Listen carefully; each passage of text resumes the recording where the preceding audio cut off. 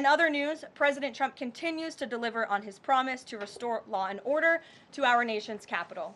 Since President Trump's intervention, there have been more than 1,283 arrests right here in the District of Columbia.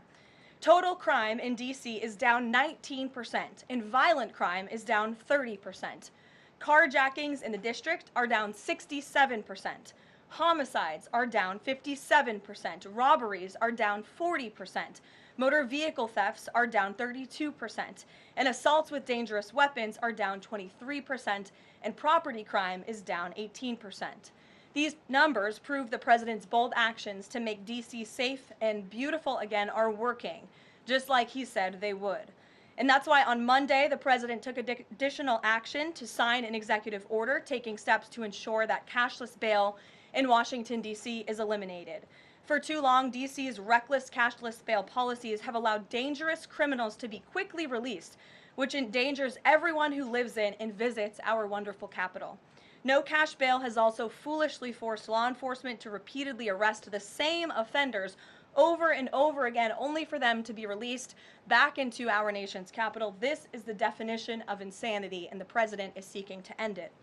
He also signed a separate executive order addressing the crime emergency in D.C. by instructing the National Park Service to hire additional United States Park Police officers to support public safety, and directing the U.S. Attorney's Office for D.C. to hire additional prosecutors to focus solely on violent and property crimes.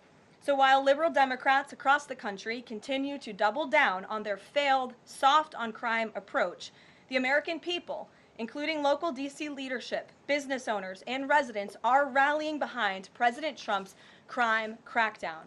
According to new polling, 81% of Americans say crime is a major problem in large cities across the country.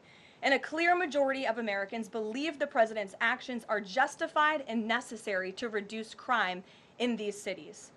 Indu Bhatia, who runs a liquor store a half mile from the White House here just down the street, is one of those Americans who are grateful for President Trump's public safety push. Indu recently told the New York Post that her store was robbed so many times that they had to spend exorbitant sums of money on security, jeopardizing her family's financial future. But thanks to President Trump's strong action, Indu said, quote, "All of my employees, including me, we feel much safer, and even our customers feel really happy when they walk into our store." And just yesterday, Washington, D.C. Mayor Muriel Bowser credited President Trump for surging federal law enforcement personnel and said neighborhoods, quote, "feel and are much safer."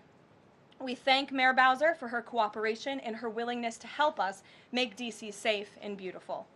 This entire effort has vindicated what President Trump and law and order advocates have been saying for years, and this is our message to Americans in Democrat-run cities nationwide. Decline is a choice. You don't have to live in constant fear of being robbed, raped, or murdered. Your leaders are lying to you, and they have been failing you for decades. The President Trump approach of upholding law and order by letting our brave men and women in blue actually do their jobs to aggressively fight crime works. In just a few weeks, President Trump has done more for D.C. residents than Democrats did in 50 years. And this can be replicated in other crime-ridden cities across the nation.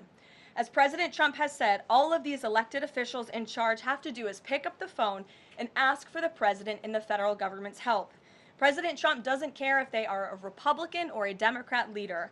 He wants Americans to be safe and for every law-abiding American citizen across the country to be able to thrive in their city and in their community.